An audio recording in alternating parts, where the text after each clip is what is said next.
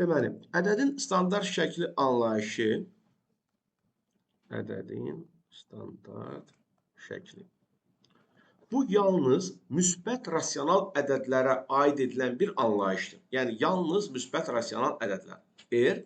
Sıfırdan böyük olan bir rasional ədəddirsə, biz hər bir rasional ədədi A vurulsun 10 üstü n şəklində yaza bilərik. Burada A-ya ədədin qiymətli hissəsi deyilir. A, ədədin qiymətli hissəsi adlanır və 1 ilə 10 arasında dəyişir. N-ə isə ədədin tərtibi deyirlər. Deməli, hər bir müsbət rasional ədədi A vurulsun 10 üstü n şəklində yazmaq mümkündür. Bu A elə seçilməlidir ki, yalnız 1-10 aralığına düşsün və A-ya deyirlər qiymətli isə N-ə də, yəni bu 10-un üstündə yazılan ədədə də deyirlər həmin ədədin tərtibi. Məsələn, biz 3000 ədədini standart şəkildə yazmaq üçün bunu 3 vurulsun 1000 yazırıq və 1000 də onun üstü 3 deməkdir. Deməli, biz 3000'i standart şəkildə yazmış olduq. Yəni, bu olur 3000'in standart şəkildə yazmışıq. Kimsə bunu 30 vur 100 yaza bilməz. Çünki qiymətli hissə 1 ilə 10 arasında düşməlidir. Kimsə 0,3 vurulsun 10.000 yaza bilməz. Çünki 0,3, 1, 10 arasında düşmür. Yəni, bunun standart şəkildə olması, yəni elə verilib ki, bir cür yazıla bilər. 2-3 cür yazmaq olmaz ədədi. Məsələn, 45.000. 45.000 yazmaq üçün qiymətli hissə yalnız 4,5 seçilə bilər. 45, nə bilim 0,45 seçilə bilməz. 1-10 arasında düşməsi üçün 4,5 vur 10 üstü neçə? Yəni yazmalıyam 10.000. 10.000 də onun üstü 4 deməkdir. Və yaxud 0,7. Bu 7 vurulsun 0,1'dir. Burada sizin bir balaca qüvvətdən başınız çıxmalıdır. Bu %1'in 10 üstü neçə olduğuna bilmək üçün. 0,1, yəni %1. %1 10 üstü 2'dir. Bunu da sürətə qaldıranda qüvvət üstü mənfi olur. Bunu 8-ci sinifdə keçməsiniz mənfi üstü qüvvəti. Ona görə də bunu yazırlar. 7 vurulsun 10 üstü mənfi 2. Belə deyək. Biz müsbət ədədləri yazanda, daha doğrusu birdən böyük ədədləri yazanda vergül ədədin sonunda olduğu üçün ədədi neçə vahid qabağa çəkirik? Yəni vergül 1, 2, 3. Ona görə onun üstü 3 yazırıq. Belə izah eləsək. Burada, vergül buradadır. Mən vergülü 2 rəqəm bu tərəfə çəkdiyim üçün onun üstü mənfi 2 olacaq. Yəni, məsələn, baxın. 43.200. 43.200'ü standart şəkildə yazmaq üçün yalnız qiymətli hissəni 4,32 yaza bilərəm. Onun üstündə neçə olacaq? Vergül burada olduğu üçün mən 1, 2, 3, 4 rəqəm sola doğru çəkməliyəm. Ona görə olacaq 10 üstü 4. Yəni 4,32 vur 10 üstü 4. Aydınmı? Və yaxud 0,10.000'də 37. 10.000'də 37'ni yazanda qiymətli hissəni 3,7 yaza bilərsən. Və onun üstü vergül 1, 2, 3 rəqəm sağa çəkildiyi üçün üstünə mənfi 3 yazarsınız. Aydınmı? Yəni, bu olur ədədin standart şəkli. Bu ədədin bəli, yaza bilərik. Yəni, biz bilirik ki, 37 1 ilə 10 arasındadır. Ona görə 37 yaza bilirik. Nətər yaza bilirsən 37? Qafar, izah eləyirəm ki, yalnız hər bir ədədi standart şəkildə bir cür yaza bilərik. Və o yazılışı yazmağımız üçün birinci onun qiymətli hissəsini müəyyən etməliyik. Qiymətli hissənin də 1-10 arasında dəyişə biləcəyini nəzərə almalısan. Aydınmı? Sənin deyəcəyin 37 və yaxud kimsə desə 0,37. Bunlar 1 ilə 10 arasında düşmür. Hər bir müsbət rasional ədədi yalnız bir cür standart şəkildə yazmaq olar. Aydınmı? Yəni, bu standart şəkil deyəndə hamının başa düşdüyü bir şey olmalıdır. Kimsə 37, kimsə 0,37 ilə yazacaqsa bu necə standart oldu? Aydınmı? Yəni, bunda hər öz istədiyin yazacaq. Yəni, məsələn, yenə də deyirəm. Tutaq ki, 4500'ü standart şəkildə nətər yazmalıyam? 10 üstü 3. Çünki vergül sonundaydı. 1, 2, 3 rəqəm çəkdiyim üçün oldu bu. Bu nə yazacağım? 10 üstü mənfi 4. 1, 2, 3, 4 rəqəm çəkdiyim üçün oldu. İndi bu ədədin qiymətli hissəsi neçə oldu? 7,1 tərtibi mənfi 4. 10 üstü yox. Tərtibi mənfi 4'dür. Endi tərtib. Yəni 10 üstündə yazılan ədəd bunun tərtibidir. Bu belə. Yəni bir hissə buydu. Ədədin qiymət standart şəkli nədir? Bunu başa düşməyimiz idi. İkincisi, elə sizin 9-cu sinifdə keçdiyiniz ədədin tam və kəsr hissəsi anlayışı. Ədədin tam və kəsr hissəsi. Bunu 9-cu sinifin elə ilk bölmələrində eşitmişsiniz. Deməli, ədədin tam və kəsr hissəsi istənilən həqiqi ədədə aiddir. Rasional, irrasional fərqi yoxdur. Bütün həqiqi ədədlərə aid olan bir anlayışdır. A, istənilən həqiqi ədəddir. Ədədin tam hissəsi riyazi olaraq bu işarənin içərisində göstərilir. Bu, ədədin tam hissəsini riyazi simvol olaraq göstərir. Çoxluq mötərizəsi içərisində yazılansı isə ədədin kəsr hissəsi deməkdir. İndi, nədir ədədin tam hissəsi? Bunu izah edək. Deməli, ədədin tam hissəsinin riyazi tərifi sizin dərsinizdə də olduğu kimi, bütün kitablarda da eyni cür yazılır. Yazılır ki, ədəddən böyük olmayan tam ədədlərin ən böyüyünə ədədin tam hissəsi deyilir. Ədəddən böyük olmayan tam ədədlərin ən böyüyünə. Yəni, məsələn, tutaq ki, ədəd oxu üzərində 3/2-dən böyük olmayan tam ədədlər 3, 2, 1, 0, -1. Bunların içərisindəkinin ən böyüyü. Yəni 3. 3/2 ədədinin tam hissəsi 3 olur. Kəsr hissənin tərifi nədir? Kəsr hissənin tərifi isə ədədlə tam hissəsinin fərqinə həmin ədədin kəsr hissəsi deyilir. Yəni, ədədin kəsr hissəsini tapmaq üçün ədəddən tam hissəni çıxmaq lazımdır. Yəni, 3/2-nin kəsr hissəsini tapmaq üçün biz 3/2-dən çıxırıq 3'ü. Bu tərifi başa düşməkdə çətinlik çəkiriksə tam hissəni tapmaqdan, loğru dildə belə izah edə bilərik. Məsələn, 3/2 ədəd oxu üzərində hansı iki ardıcıl tam ədəd arasında yerləşir? 3 ilə 4 tam hissə həmin ədəddən kiçik olan olur. Yəni, 3 olmuş olur. Amma kəsr hissənin tərifi onsuz da dəyişməzdir. Ədəddən tamını çıxırsan, yerdə onun kəsr hissəsi alınır. Aydınmı? Və ədədin kəsr hissəsi 0 ilə 1 arasında olur. Nə 1-dən böyük ola bilməz, heç 1-in özü də ola bilməz, nə də mənfi ola bilməz. İndi bunları başa düşdükdən sonra bir neçə ədədin tam və kəsr hissəsində aydınlaşdıraq. Məsələn, -7/10'da 1. -7/10'da 1 tam hissəsi nə olacaq, Qəfar? Heç nə başa düşmürsən. -7/10'da 1 ədəd oxu üzərində hansı iki ardıcıl tam ədəd arasında yerləşir? -8 ilə -7 arasında yerləşir. Yəni, bunun tam hissəsi -8'dir. Bax, ədəd oxu üzərində -7/10'da 1 budur. Bundan bu tərəfdə -8, bu tərəfdə -7 var. -8, -9, -10, -11 deyildi ki, qaydada ədəddən kiçik olan tam ədədlərin ən böyüyünə. Yəni, loğru dildə desək, hansı iki ardıcıl tam ədəd arasında yerləşirsə, onlardan kiçik. Həmin o iki ədəddən kiçik. Çünki ədədin tam hissəsi özündən böyük ola bilməz. Tam hissə ədəddən kiçik olur həmişə. Bəs yaxşı, qaldı bunun kəsr hissəsini müəyyənləmək. Qayda o idi ki, ədəd çıxılsın tam hissə. Ədəd budur. Oradan da mənfiyə təsir elədiyi üçün müsbət oldu. Olundu 0/9. Bəli. Təbii ki, müsbətlərin üzünə baxan kimi tamı da kəsrdə görünür. Biraz diqqət tələb eləyən mənfidir. Amma bu başqa şey olmadı. Tərif hamısı üçün eyni cür oldu. Tərifdən bu çıxdı ortaya. Yəni, mənfilərə xüsusi bir başqa qayda demədik. Bütün ədədlər üçün qayda eynidir. Məsələn, -4/10'da 7. -4/10'da 7 hansı iki ardıcıl tam ədəd arasında yerləşir? -5 ilə -4 arasında. Düzdür, Şahin? Onda -4/10'da 7'nin tam hissəsini nə götürəcəyik? Deyirəm, tam hissə. -5. Valla, ədədin tam hissəsi özündən kiçik olur, böyük olmur. -4 niyə götürürsən sən?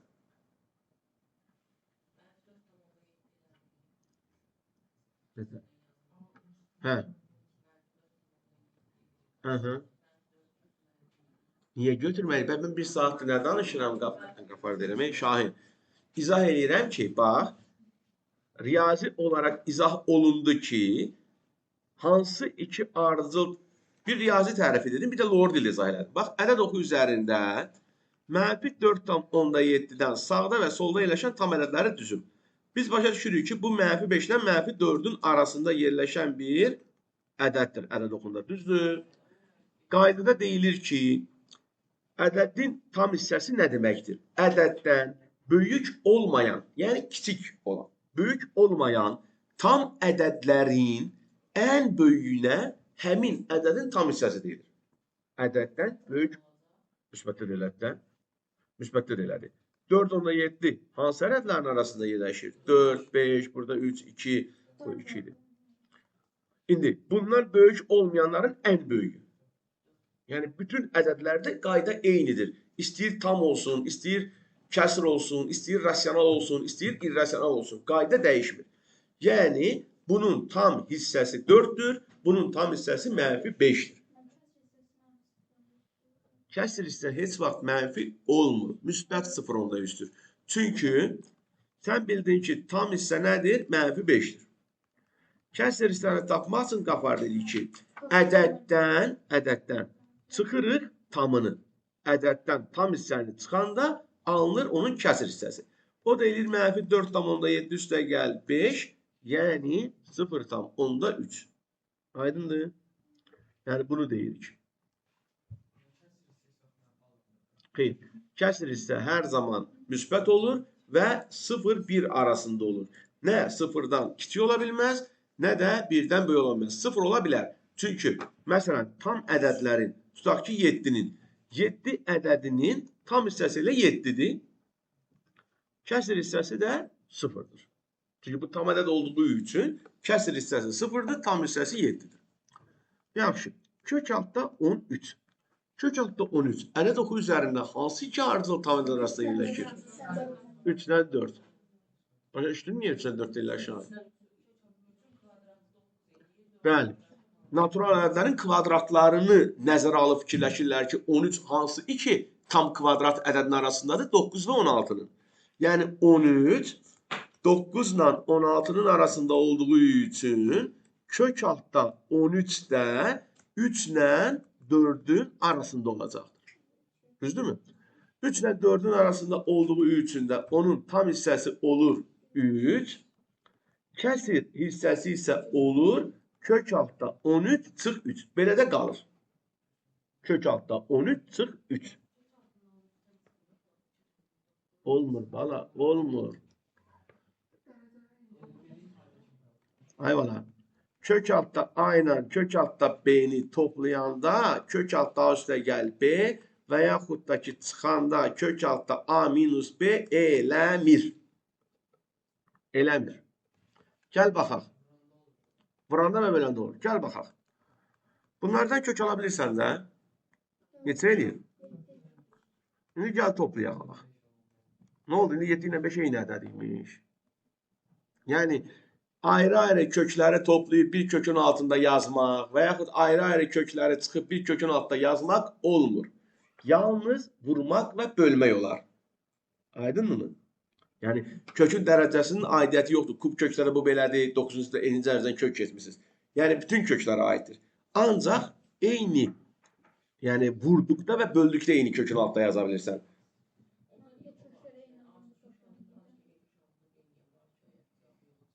Nətən niyə var ki? Ama hesablayırsan da niyə alınmır ki? Yəni, bundan tutaq ki çıxır 4, bundan da çıxır 3, toplayırsan 7. Bəs kök ədədlər vardı, irrasional ədəd var. Neyiniyək? Bunları görməzdən gələk. Axı, məsələn, tutaq ki, biz bilirik ki, 3-ün kvadratı 9 elədiyi üçün 9-dan kök 3 çıxır. İndi mən neyiniyim ki, kvadratı 7 olan natural ədəd yoxdur? Aydın mı? Yəni, bizə məsələn tutaq ki, deyir ki, kvadratın sahəsi 25-dir. Onun tərəfinin uzunluğu nə qədərdir? 5.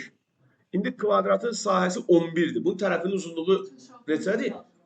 Kök altda 11-dir. Deməli, bizim belə ədədlərə ehtiyacımız var. Aydın mı?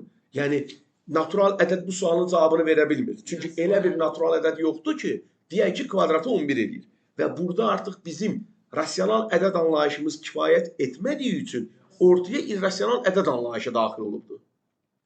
Aydınmı? Xeyr. İrrasional ədədləri toplayıb çıxmaq necə olur? 8-ci sinifdə keçmişsiniz. Yalnız kökaltı hissələri eyni olanda. Yəni, məsələn, 2 kök 3 ilə 5 kök 3'ü toplamaq olar. Elə bir ki, 2 alma ilə 3 almanı 5 almanı topladın, 7 dənə alma. Aydın mı? Kökaltı hissələri eyni olanları. Daha yoxsa 2 kök 2 ilə 5 kök 3'ü toplayım, 7 kökün altına nə bilim 2 üstə gəl 3 saat yazım yox. Belə şey yoxdur. Aydın mı? Yalnız kökaltı hissələri eyni olanları toplayıb çıxmaq olur. Bunu 8-ci sinifdə keçmişsiniz. Belə ədədlərə oxşar köklər deyirlər. Necə ki, oxşar bir hədlər var. Onun kimi bunlar da oxşar köklərdir. Amma biz ayrı-ayrı 2 dənə kökü toplayıb bir kök altında yazmaq və yaxud çıxmaq olmur. Ona görə də bu kök 13 çıx 3'ü kök altında 4 2 zat demək olmur. Amma ehtiyac yoxdur. Yazmaq olar, amma bizə bir xeyri yoxdur. Aydınmı? Bu deyilənlərdən kiməsə aydın olmayan bir şey. Çünki biraz qarışdıq, çıxdıq qırağa. Kök altda 21 tam hissəsi nə olacaq? 4 və 5 arasında yerləşdiyi üçün tam hissəsi 4 olacaq. Bəs kəsir hissəsi nə olacaq? Kökdə 21 çıx 4. Düzdür Şahin? Fikrim burada deyil. Deməli, yaxşı. Mənfi kök altda 17.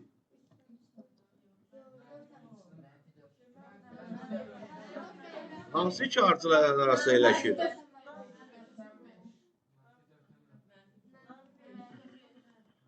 Mənfi 5 ilə mənfi 4. Çünki mənfi ədədlərdən birinci mənfi 5 gəlir.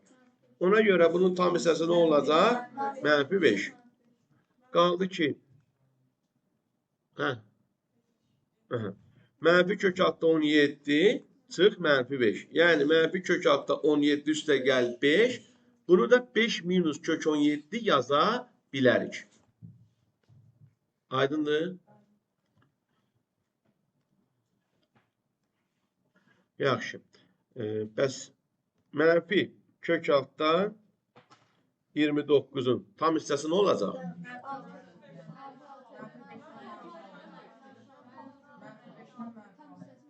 Mənfi 6 ilə mənfi 5'in arasında yerləşdiyi üçün tam hissəsi mənfi 6. Kəsir hissəsi isə mənfi kök altda 29 çıx mənfi 6. 6 çıxılsın kök 29. Bəli. Yaxşı. 2 kök altda 7 ədədinin tam hissəsi nə olacaq? Səhv. Bunun üçün bir balaca sizin kök dərsinə ehtiyacınız var. 2'ni salırıq birinci içəri.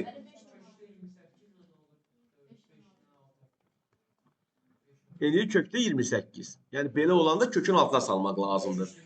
Bu 5 ilə 6 arasında yerləşdiyi üçün tam hissəsi olacaq 5. Kəsir hissə. Kökün altına girəndə neçədən 2 çıxır çölə? Bax, bala 2 kökün altında 4 deməkdir. Ona görə bu 2'ni kökün altına salanda kvadratını yazmalıyam da, yəni 4 yazmalıyam. Ona görə. Bu da edir kök 28 minus 5. Yaxşı. Bəs kök altda 13 üstə gəl 4 ədədinin tam hissəsi.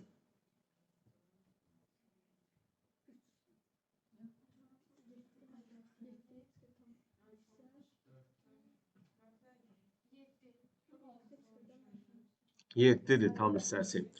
Niyə? Kök altda 13, ədəd oxu üzərində 3 və 4'ün arasında yerləşir. Düzdürmü? Hər tərəfin üzərinə 4 gələndə olur ki, bu ədəd 7 ilə 8 arasındadır. Bu ədəd. 7 ilə 8 arasında olduğu üçün də bu ədədin tam hissəsi 7'dir. Kəsir hissəsini soruşsalar, ədəddən çıxırıq tamını. Yəni olur kök 13 minus 3. Aydın oldu. Bunu təqribi olaraq da tam hissəsini hesablamaq olar. Yəni biz fikirləşərik ki, kök 13-dən təxmini olaraq 3/2, 3/3 kimi bir şey çıxır. Üzərinə də 4 gəlsək, haradasa 7/3 eləyər. Yəni tam hissəsi 7 olar. Amma onu tam hissəni tapmaq üçün təxmini hesablamaq olar. Kəsir üçün dəqiq yazmalısınız. Yəni kəsir hissəni dəqiq şəkildə ifadə eləmək. Daha irrasional ədədin kəsir hissəsi heç vaxt rasional ədəd ola bilməz. Kök altdan 27 çıx 2. Bunun tam və kəsir hissəsi 3. Çünki kök altda 27-dən təqribən 5/2 götürsəz, başa düşürsünüz ki, burada qalacaq təxminən 3 tam nə qədər? 3 tam nə qədər qalacağı üçün də bunun tam hissəsi olur 3. Bunun kəsir hissəsini tapmaq istədikdə isə biz ədəddən, ədədimiz bax budur, çıxırıq 3-ü. O da edir kök 27 çıx 5. Nəsə deyəcəksən, mənfi deyirdiniz. Aydın oldu. Və yaxud 7 çıxılsın kök altda 10'un tam hissəsi və kəsir hissəsi.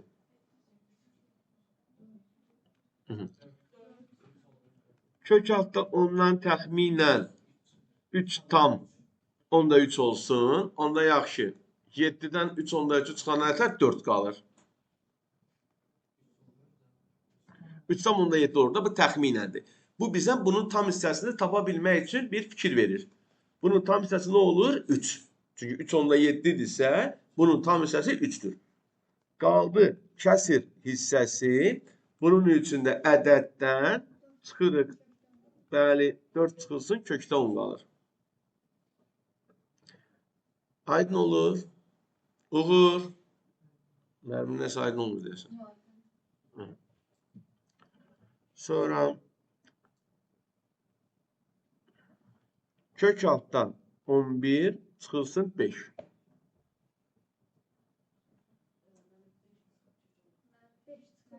Moduldan açmırıq. Bala siz bunu yerinizdən dəyişirsiniz. Kök altda 11'dən təqribən nə çıxar? 3/4. İndi biz təqribən bunun qiymətini bilmək istədikdə alırıq 3/4 çıxılsın 5, mənfi 1/6. Hansı hesabla gedirsiniz? Bu da deməkdir ki, bu ədəd mənfi 2 ilə mənfi 1'in arasındadır. Yəni, kök 11 çıx 5 ədədinin tam hissəsi edir mənfi 2. Kəsir hissəsi də ədəddən, yəni kök 11 çıx 5'dən çıxırsan mənfi 2'ni. Bəli, bəyalarım 7 deyil. Eşidirəm hamısı. Kök 11 çıxılsın 3 eləyir. Aydın mı?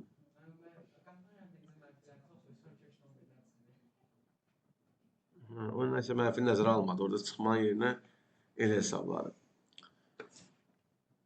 Yaxşı. İndi sual verəcəm, hamı yazsın yəni. Neyse, başa düşmədiğiniz bir şey oldu. Yaxşı. Bunu böyle saxlayayım.